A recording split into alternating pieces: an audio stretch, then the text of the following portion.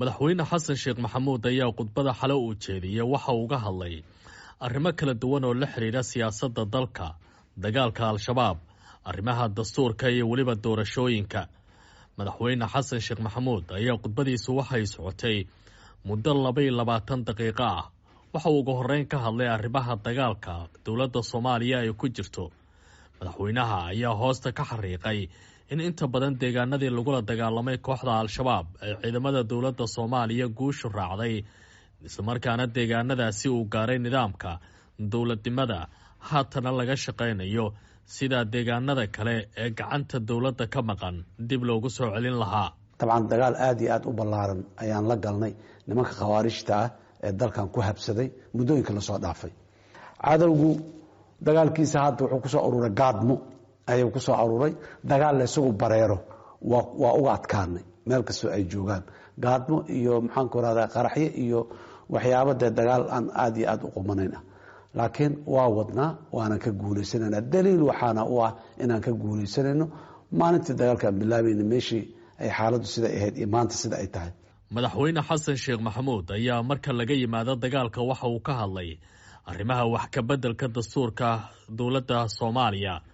waxa uu sheegay in iyadoo la taxgelinayo hay-adaha kala duwan ee dowladnimada Soomaaliya, xildhibaanada labada aqal ee baarlamanku ay si wanaagsan u maareeyeen arrimaha dastuurka. waxa uu dhinaca kala sheegay in cid kasta oo tabasho qabta la taxgelin doono, isla markaana uu furan yahay weli in la wada hadlo, hase yeeshee ay jiraan hannaan dowladnimo iyo meel lagu wada hadlo. dalku dimuqraadiyadu aaday 4 jabtar ugu horeysay dastuurka waa la ansixiyay. wanaagii lagu ansixiyayna dadka Soomaaliyeed oo dhan waa arkayeen waana daawanayeen, iyo tiradii iqaabkii nidaamka processka loo maray oo lagu ansixiyay. aayad quraan maaha weli fursada ka furan in wax laga sii bedeli karo. xasan sheekh maxamuud waxa uu sidoo kale soo hadal qaaday arrimaha madax bannaanida dalka iyo weliba muranada siyaasadeed ee haatan ka taagan dowladda Soomaaliya iyo weliba dhinacyada ka soo horjeeda.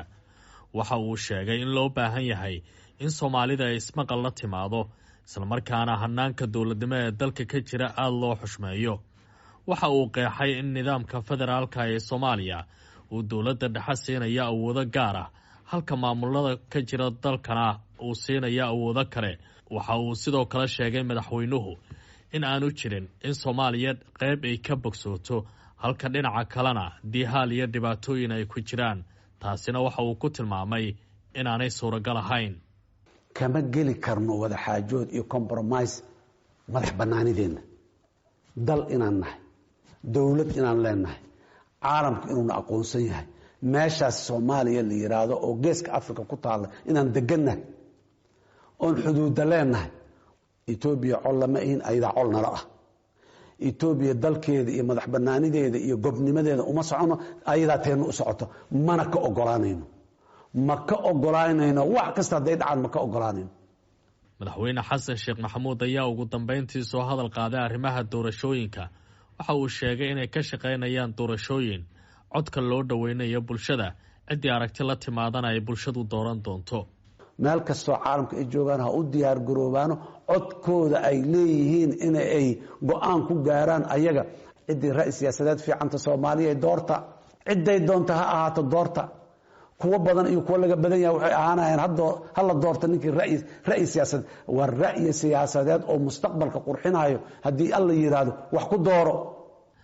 hadalkan ayaa waxa uu ku soo aadayaa xalay uu ka jeediyay magaalada Muqdisho xasan sheekh maxamuud, madaxweynaha dowladda federaalka ee Soomaaliya, xilli Puntland iyo dowladda federaalka u dhaxeeyo khilaaf, isla markaana dowladda Soomaaliya iyo Itoobiya u dhaxeeyo khilaaf diblomaasiyadeed oo sababay in labada dal ay safiiradii kala qaataan.